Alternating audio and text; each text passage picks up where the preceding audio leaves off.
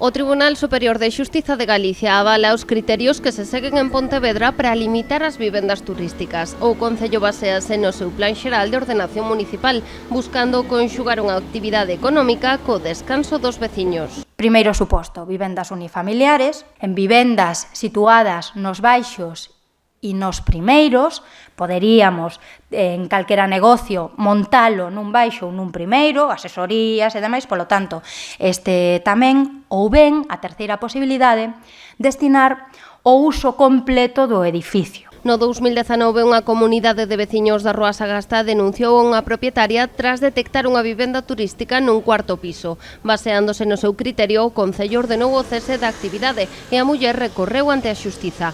Tanto o xulgado do Contencioso Administrativo número 1 de Pontevedra primeiro como o Tribunal Superior de Xustiza de Galicia despois deron a razón ao goberno local. Pontevedra resolve con éxito, baseándose no planeamento urbanístico existente, baseándose no seu pexón,